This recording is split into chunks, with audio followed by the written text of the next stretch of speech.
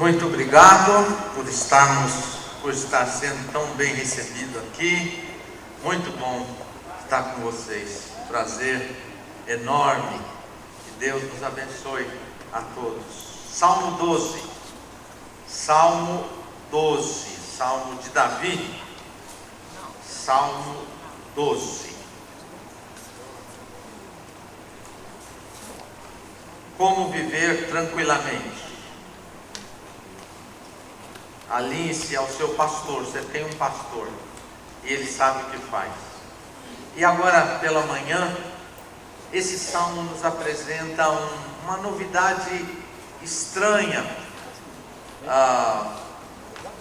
Enquanto a gente lê, eu quero animá-lo a prestar atenção no fio da meada, tá? No enredo do salmo. A meu ver, ele tem uma novidade, uma peculiaridade, talvez única no saltério. Presta atenção na maneira que a gente vai lendo e vê se você consegue perceber um dado único, estranho, no enredo, na lógica, no fio da meada, por onde caminha o raciocínio, a oração do salmista. Salmo número 12. Socorro, Senhor, porque não há homens piedosos. Desaparecem os fiéis entre os filhos dos homens. Falam com falsidade uns aos outros, falam com lábios bajuladores e coração fingido. Corte o Senhor todos os lábios bajuladores, a língua que fala soberbamente, pois dizem: com a língua prevaleceremos, os lábios são nossos. Quem é Senhor sobre nós? Por causa da opressão dos pobres, do gemido dos necessitados, eu me levantarei agora, diz o Senhor, porei a salvo a quem por isso suspira. As palavras do Senhor são puras, prata refinada em cadinho de barro, depurada 7 vezes. Sim, Senhor, Tu nos guardarás dessa geração, nos livrarás para sempre. Por todos os lugares andam os perversos, quando entre os filhos dos homens a vileza é exaltada. Salmo 12. Não é um salmo que a gente lida muito com ele. Eu noto por aí, eu mesmo não lido muito com esse salmo. Talvez seja pela estranheza que ele nos cause.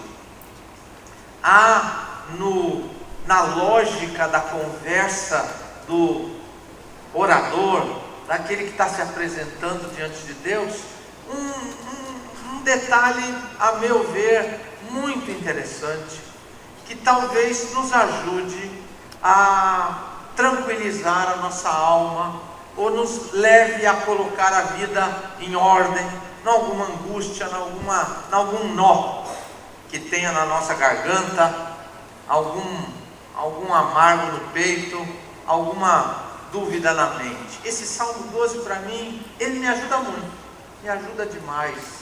Eu recorro a ele de algum tempo para cá, regularmente.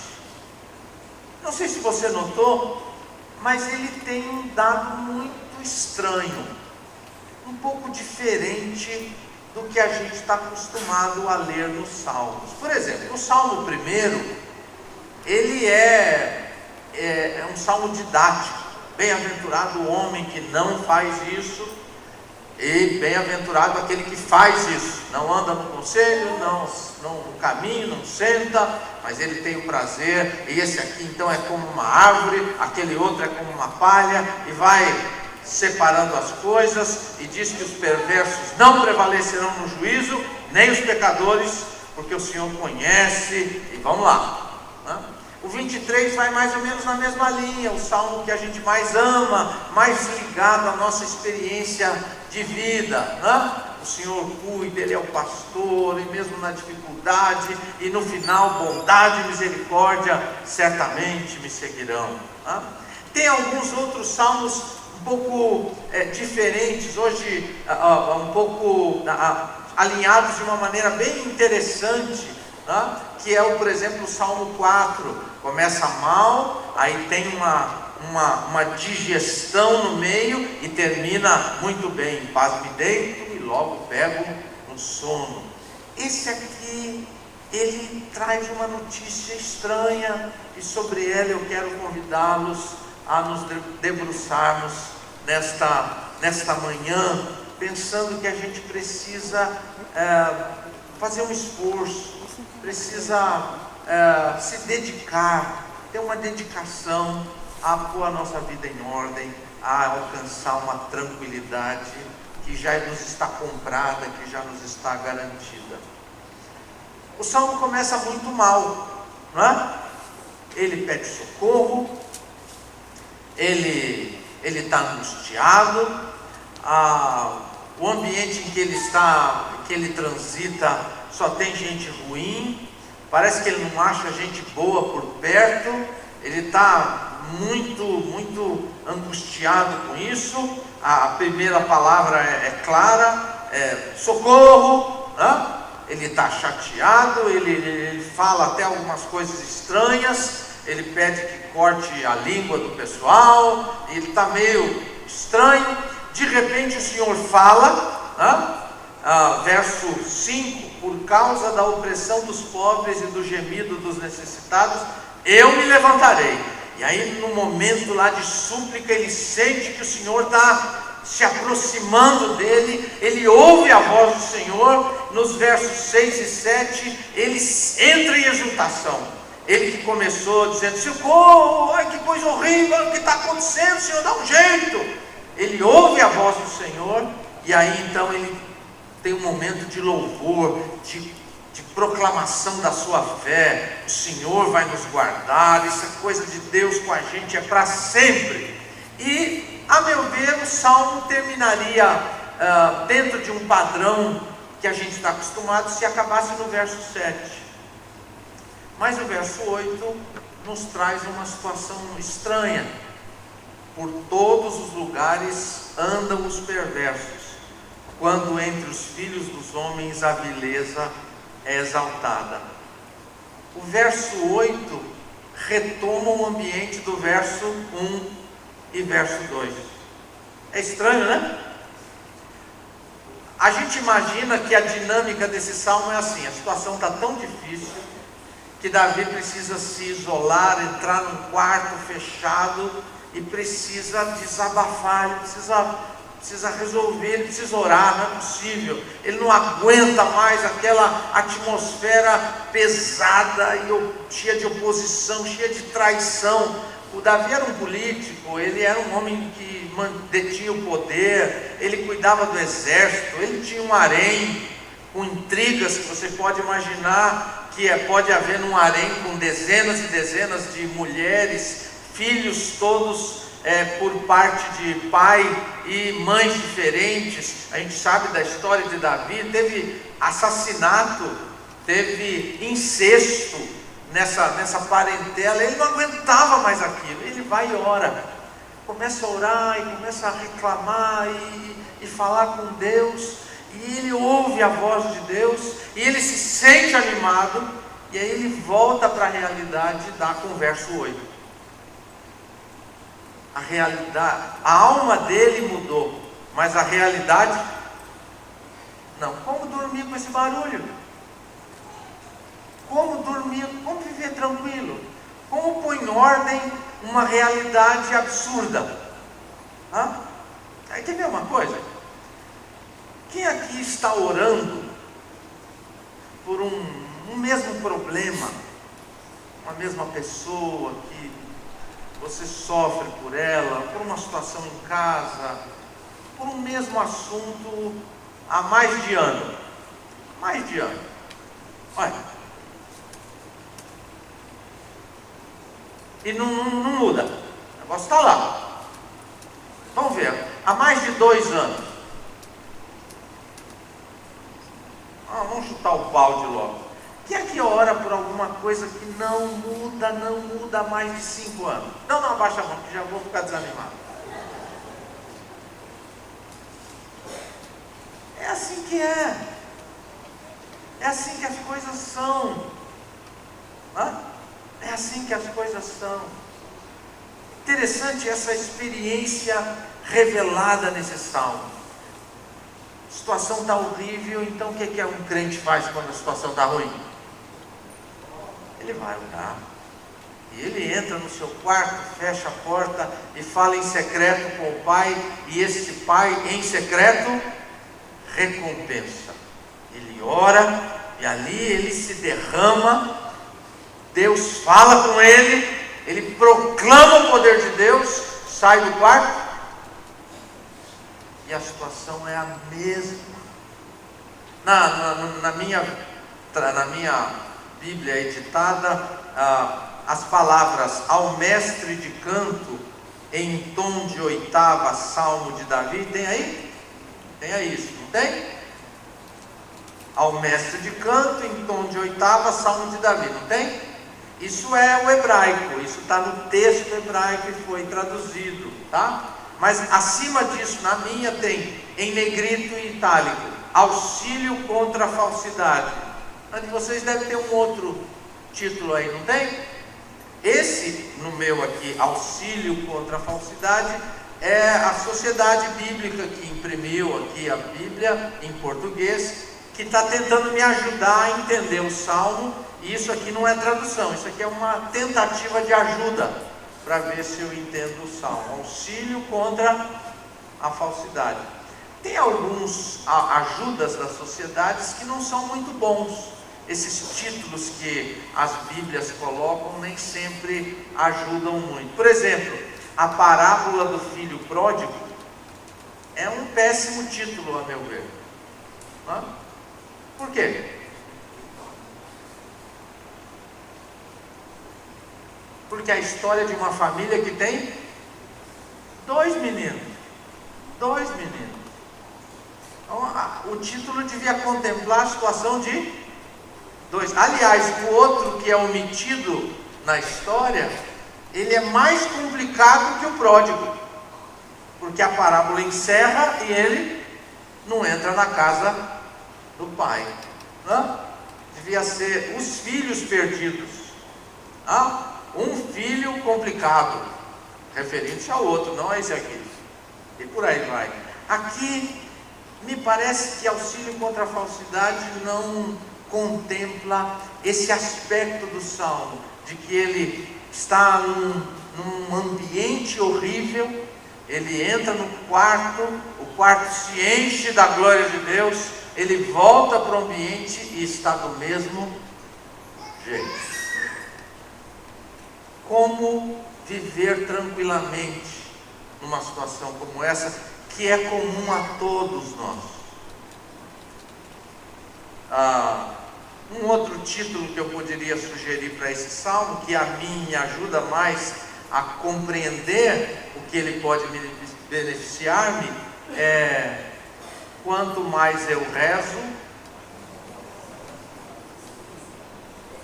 Não vai escrever aí, tá? Mas anota num outro papel. Quanto mais eu rezo, mais assombração aparece. É bem assim. O pastor João Arantes, lógico, tem um título muito melhor que eu para esse salmo. O que fazer quando não há mais nada a fazer? O que fazer quando não há mais nada a fazer? Não levanta a mão para eu não ficar deprimido, mas se fosse para levantar a mão, quem aqui não está vivendo hoje? Você tem lá meia dúzia de questões para enfrentar essa semana. Da meia dúzia, 5 são muito difíceis, mas há o que fazer. Mas tem uma ou duas que não há mais nada o que fazer. Durma-se com esse barulho. O que fazer quando não há nada o que fazer? Esse pode escrever aí no cantinho, você pode anotar. Esse é mais bíblico, né? Tem mais uma linguagem respeitosa. Mas é a pura realidade. E a beleza das Escrituras é também a sua beleza realista. Ela que nos fala do céu, de anjos, ela que nos fala de uma cidade maravilhosa, quadrangular, que tem tanto de largura, tanto de comprimento, tanta de altura, que tem 12 portas, que tem 12 fundamentos. É a casa do Pai que nós esperamos, que nos fala de utopias que para nós são certezas maravilhosas. Ela também fala da dureza da vida. E a vida dura é a realidade de todos nós. Todos nós. E eu vejo que o Salmo então pode nos dar algumas orientações para essas horas, para essas situações que não mudam, ou que não mudaram até agora, ou que talvez não mudem até a virada do ano, ou que talvez não mude até a virada do próximo ano. E aí acho que tem algumas orientações aqui. A primeira é o direito ao desabafo. Oração é para desabafar. Oração é para a gente abrir a alma. E ele tem dois momentos aqui de desabafo. Ele começa contando para Deus a situação que está. É um início de oração relatório. Senhor, veja só o cunhado que o Senhor me deu. Veja só. Não há pudim que resolva a situação desse cunhado. Você vai indo e vai relatando como a vida está. Você vai dar aquele relatório para o Senhor. Ontem eu brinquei com a oração que a gente dificilmente usa, né? Deus de Estevão, Deus de Jeremias, Deus de Tiago, porque dois foram presos, né? E Tiago foi logo passado ao fio da espada. Os outros deu tempo de orar, reunir e orar, e Pedro foi liberto lá, os portões se abriam e tal. Deus de Pedro, mas Deus de Tiago é mais complicado. A oração também é lugar de desabafo. Talvez algumas orações. Como é que você começa a oração? Você tem um hábito assim? Lá na igreja tem uma irmãzinha que ora, Deus, eu nem decoro muito, mas é uma frase longa, assim, Deus Pai maravilhoso, tão bondoso, carinhoso. Uma frase comprida, ela começa a orar, a gente já sente uma paz. A minha mãe, aos 82 anos, ela foi desenvolvendo, conforme ela foi ficando mais idosa, uma capacidade de falar tudo que pensa. Então, e a gente já percebeu que quando ela chama alguém pelo diminutivo, é que vem coisa lá na frente. Então, quando ela fala assim, Norminha, você já pensa, coitada da Norminha. Talvez a gente às vezes deva começar a oração, não só Deus Pai maravilhoso, talvez algumas orações, especialmente aquelas em secreto, deva começar mais ou menos assim: Senhor, o Senhor pode me desculpar? O Senhor vai me desculpar, Senhor, mas eu preciso conversar com o Senhor hoje. Seria um bom começo para esse salmo. Ele já começa dizendo, socorro, Senhor. Há um outro, que é o 13, logo em seguida, ele estava numa fase ruim, 4 até quando? Olha aí o 13. Ele até comete alguns erros teológicos, se a gente for levar bem seriamente no estudo teológico do Salmo 13. Até quando, Senhor, esquecer-te-ás de mim para... Isso é certo? O Senhor esquece? Não esquece. Ele não cai um fio de cabelo da nossa cabeça sem que Ele cuida dos pássaros, do lírio, quanto mais de nós. Ele é o nosso pastor. E aqui ele está cometendo um desatino. mas é o que ele está sentindo. Até quando esquecer-te-ás de mim? Até quando ocultarás de mim o rosto? Até quando estarei eu relutando dentro de minha alma, com tristeza no coração, cada dia? Até quando se erguerá contra mim o meu inimigo? Então o Senhor vai me desculpar, mas eu estou com uma sensação clara de que o Senhor esqueceu de mim. O Senhor esqueceu de mim. O que está acontecendo, Senhor? O Senhor não está me ouvindo? Por que eu tenho essa sensação de que eu me volto para o Senhor e o Senhor se volta contra mim? Por quê? Ele vai entrando num ambiente amargo, que ele comete aquilo que teologicamente é muito complicado nos Salmos. Ele começa a desejar maldade para os outros. Verso 3: corte o Senhor todos os lábios bajuladores, a língua que fala soberbamente. Você tem coragem de orar assim? Eu ainda não tive. Eu já preguei isso aqui muitas vezes e ainda não consegui cumprir aquilo que eu prego. Tem um que diz assim: quebra a perna dele, Senhor. Já orou assim? Quebra a perna. Tem um que ele ora assim: joga na cova e tampa. Tem um horrível que diz assim: deixe os filhos deles órfãos e deixe a mulher dele viúva, em nome de Jesus, amém. Não dá. Isso aqui para mim não tem muita solução doutrinária. Para mim isso está escrito aqui como uma indicação existencial.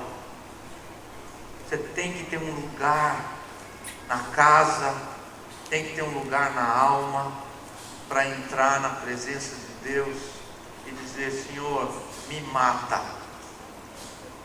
Jonas, né? Quero morrer. Quero morrer. Elias: quero morrer. Quero morrer, quero morrer, quero morrer, não adianta, quero morrer.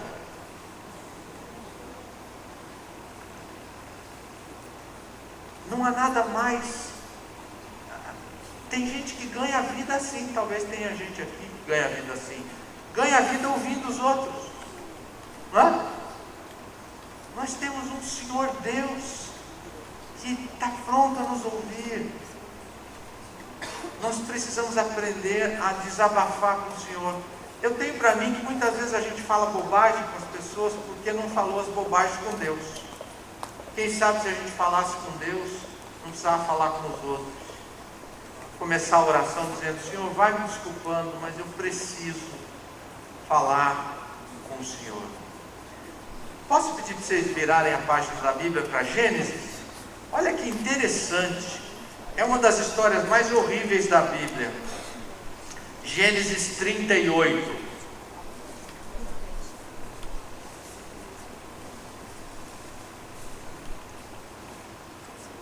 O Judá, filho de Jacó, havia saído de casa para casar. Se casou com uma adulamita, uma que não cria no mesmo Deus que ele. Formou família. Os filhos cresceram mal educados, perversos. E o Senhor começa a matar os filhos dele. Primeiro mata o mais velho, já casado com Tamar, porque ele era perverso. E aí então Judá cumpre a lei da sociedade e dá o segundo filho para a viúva, para a nora viúva. E esse segundo filho também era perverso, o Onã. E o Onã também é morto por Deus. Isso é texto bíblico. O Senhor o leva, né? O Senhor o leva à morte e ela fica viúva pela segunda vez. O Judá, a essa altura, concluiu definitivamente que o problema da família dele era a nora, né? Aquela era uma bruxa, era casar e matar o marido. E o terceiro filho ainda é menor de idade, não está na idade de casamento. E aí, mas ele é obrigado a dar, por lei, o terceiro filho à viúva, para que ela gere filhos, e o filho gerado pelo terceiro fique no lugar do mais velho e seja o herdeiro principal na hora, lá na frente da divisão dos bens. Mas ele tem certeza de que a maldade da história dele vem daquela nora. Isso é bem comum, né? Vocês conhecem essa história, sempre a nora, não quer o filho, né? E ele então promete para ela que o menino, que ela volte para a casa do pai dela, e quando o menino crescer, ele vai cumprir a lei e ela vai se casar com ele. Mas olha o relato disso no texto, Gênesis 38, 11. Não sei se a sua tradução é como a minha, mas a minha é bem clara no sentido que eu quero destacar. Diz assim: então disse Judá a Tamar, vou repetir, então disse Judá a Tamar, disse sua nora: permanece viúva em casa de teu pai até que Selá, meu filho, venha a ser homem. E aí na minha tradução continua, pois disse. Então lá ele disse para Tamar, e agora disse novamente, para que não morra também este como seus irmãos. O primeiro disse, olha, volta para casa do seu pai até que meu filho fique mais velho. Ele disse, não disse? E o segundo disse, ele disse, para que não morra também este como seus irmãos. Ele disse isso para Tamar? Não. Até na sua tradução pode estar diferente. Na minha está disse e disse, mas ele não disse. Deve ter sido assim: olha, Tamar, vai para casa, quando meu filho mais velho crescer, você vai se casar com ele. Ela foi, ele virou as costas, mas não vou dar de jeito nenhum, sem chance. Ele disse, e talvez pensou, disse para si. E essa é a pior mentira que existe. É a mentira que a gente conta para nós mesmos. Por isso a alma da gente não acha tranquilidade. Porque é melhor falar a verdade, mesmo que ela seja podre, do que falar o que não tem no coração. Sobretudo porque aqui ele está falando com Deus. Com Deus. A verdade no íntimo, Deus ama. Deus se agrada da verdade no íntimo. Deus se agrada. Talvez falte tranquilidade, ordem interna em nós, porque a gente não está conseguindo ser verdadeiro com o Senhor. Talvez a gente esteja orando liturgicamente demais. E há coisas que a gente não deve falar nem para a sombra da gente. Mas não há nada que a gente não deva falar com Deus. Eu tenho para mim que esse tipo de oração, o Senhor fica lá do céu dizendo, tá bom, tá certo, estou ouvindo. Não vou fazer, mas estou ouvindo. Você está errado, mas tá bom, fala mais. É terapêutico, ele sabe que a gente precisa disso. A nossa natureza, ela se cura pela palavra, não é? Como é que a gente vai para o céu? Como é que a gente vai para o céu? Você crê que você vai para o céu? Ausente no corpo? Como isso se deu? Como esse milagre foi garantido? Primeiro você crê no coração. Basta crer no coração? Basta crer no coração? É assim que a gente é salvo? Crendo no coração? Não. Depois de crer no coração, tem que fazer o quê? Tem que falar, tem que confessar com a boca. Se com a tua boca confessares a Jesus como Senhor, e no teu coração creres que Deus o ressuscitou dentre os mortos, será salvo. Será salvo. Se a gente é salvo com a boca, qualquer outra coisa pode acontecer. falar com verdade cura, tranquiliza, serena. Se for falar com Deus de porta trancada, evita tanta bobagem que a gente vai falar na rua. Falar com o marido, com a esposa, evita tanta coisa. Que beleza para mim, a beleza desse salmo está nisso, num convite à sinceridade, num convite à clareza diante de Deus. Depois que ele fala, você lembra que nas versões antigas tinha um selá, que é um mistério. Muitos acham que o selá são pausas, que tem a ver com música, que são silêncios que se faz entre as estrofes das músicas. Os salmos incluem também silêncio. Depois do desabafo, o que você faz? Silencia, porque precisa decantar toda aquela impureza que tem na alma. Você agitou com a sinceridade, e aí então você para, e aquilo vai decantar. Você silencia na presença de Deus. Como uma criança, eu fiz calar a minha alma. Eu andei folheando lá a igreja, a vida em ordem, e tem lá um de silenciar, de fazer silêncio. Nós perdemos, os protestantes perderam esse cultivo. Na hora da reforma, nós não trouxemos o silêncio. A gente não faz silêncio. A gente não faz mais silêncio nos cultos. A gente não faz mais silêncio na nossa devocional. Ou a gente lê a Bíblia, ou a gente fala, ou a gente anota, mas a gente não faz mais silêncio. Há muitos salmos que dizem isso. Como a criança desmamada no colo da sua mãe, eu fiz calar a minha alma. Aquietai-vos e sabei que eu sou Deus. Tem um autor, um poeta, que escreve muita música rural, chamado Silvestre Kuhlmann. Conhece? Né? Ele escreveu um hino que ele fala para a alma dele: ó minha alma, deixa de ser besta. Vai lá no YouTube e lê e ouve.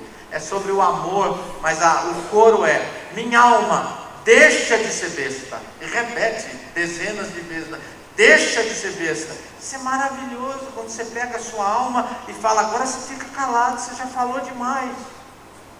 Fique na presença de Deus e faça silêncio. Olha que dinâmica bonita.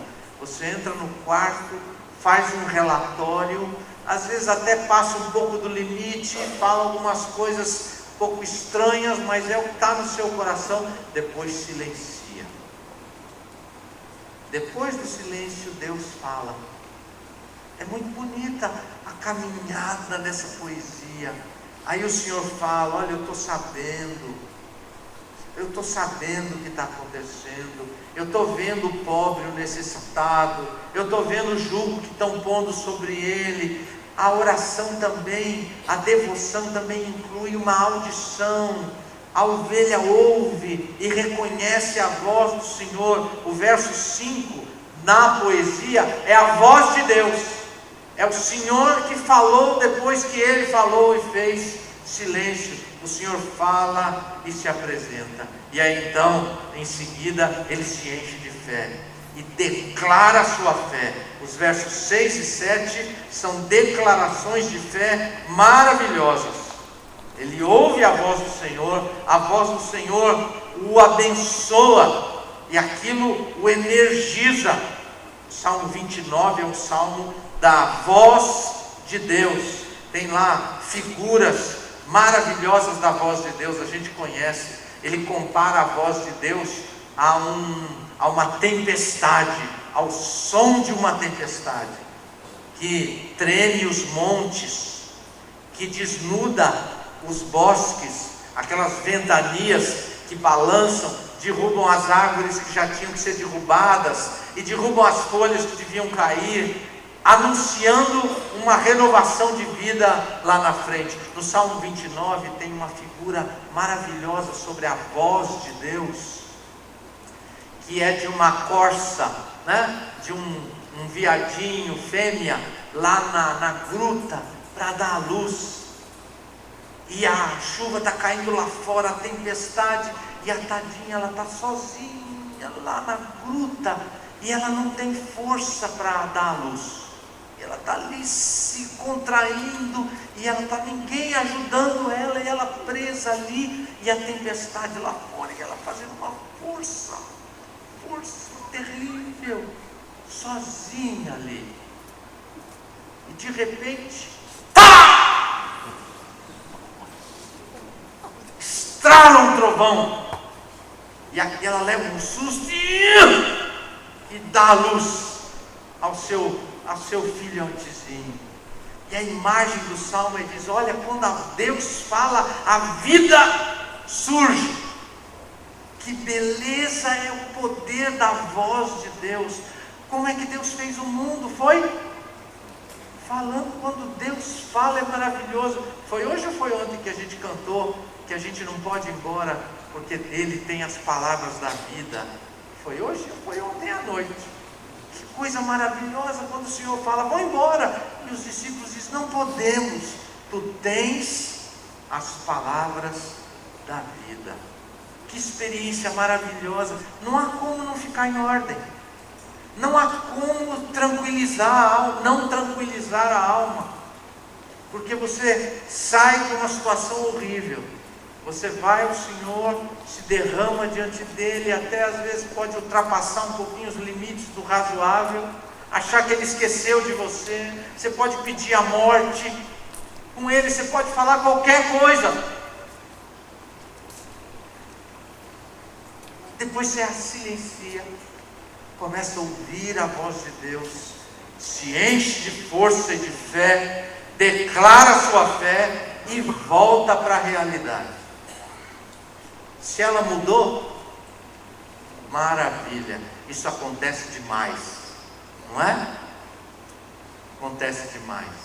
Ana estava humilhada na sua casa, foi na casa de Deus, orou. Dali um ano, ela chegou com uma criança.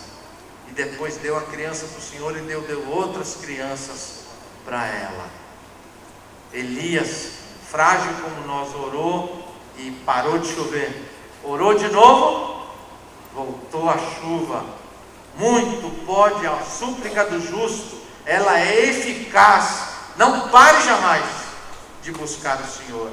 Mas quando a realidade não mudar, essa experiência do quarto secreto de desabafo muda a alma e tranquiliza o coração. Quantos heróis, quantos homens e mulheres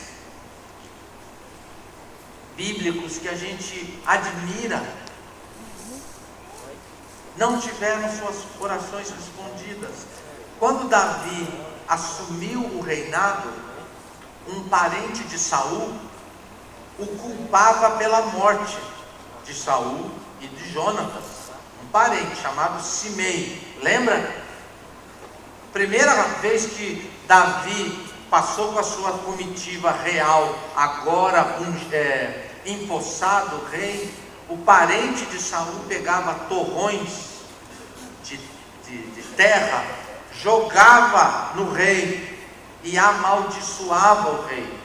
Lá no comecinho do reinado, até um oficial de Davi disse assim: Senhor, posso matar? E Davi, já amaciado por aquele período de perseguição de Saul, falou: não, vamos com calma aí, quem sabe não é o Senhor que mandou.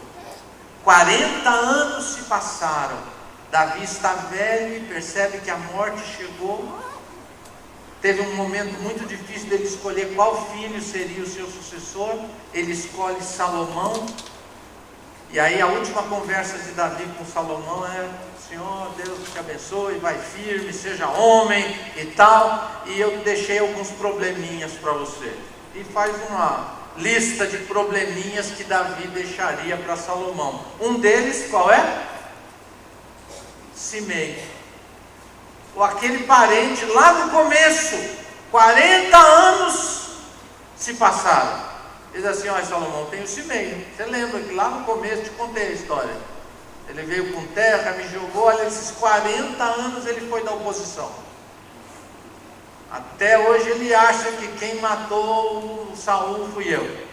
E olha que eu pude ter matado ele 2 vezes. E não fiz, porque ele é ungido do Senhor. Eu sou inocente nisso, mas eu não dei jeito nele. Agora você pega ele e continua aí.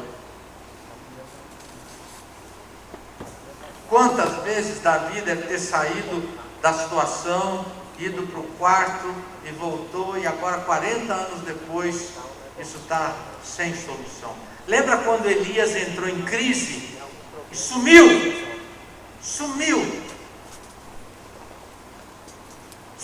Foi, andou, sentiu cansado, dormiu, acordou, Deus deu uma comidinha para ele, andou de novo com a força da comida, acordou, dormiu, cansado, acordou com fome, o Senhor deu comida para ele, teve várias etapas. Aí lá no fim o Senhor fala com ele: calma, Elias, está tudo bem, tem 7.000 pessoas fiéis, você não está sozinho. E olha, eu vou fazer 3 coisas maravilhosas. 3 coisas. E cita as 3 coisas que eu vou fazer. Fica tranquilo, olha, eu vou resolver esses 3 problemas para você. É muito interessante que quando Elias sobe ao céu no redemoinho, nenhuma das 3 tinha acontecido. Só acontece no tempo de Eliseu, que é o sucessor de Elias. Do ponto de vista de Elias, as 3 coisas que ele orou para acontecer e que Deus falou que aconteceria, aconteceram, mas ele não viu. A vida é assim. A vida é assim. Durma com este barulho. É assim comigo, é assim com você. Por isso que a oração é tão importante, para a gente tranquilizar a alma. Não importa se o Senhor vai mudar a situação. Às vezes Ele muda, às vezes Ele não muda. Mas sempre Ele muda a alma. Sempre Ele muda o coração. Muitas vezes Ele muda o coração e a situação. Mas sempre Ele muda a alma. Não há uma alma que vá sinceramente à presença de Deus que não volte com o cesto cheio. Cheio da paz e cheio da graça. Vá ao Senhor. Busque o Senhor. Há benefício sempre. Sempre. Continue falando daquelas questões há 2, 3, 4, 10 anos. Continue. Talvez você não veja, talvez seus filhos vejam. Talvez eles vejam. Talvez eles vejam. Que coisa boa é quando o filho da gente vê que a gente lutou. Isso é bonito também. É bonito também. Quem sabe um dia a gente vai saber. Depois que você foi, aconteceu. Vai ser muito, muito bom. Teria sido tão bom que Moisés tivesse entrado na terra prometida, não teria? Teria sido maravilhoso. Ele não entrou, mas o povo entrou. O povo venceu. O povo entrou na terra prometida. Que Deus nos abençoe. Que Deus nos guarde. E que Deus nos ajude a tranquilizar a nossa alma por meio da oração. Deus nos abençoe.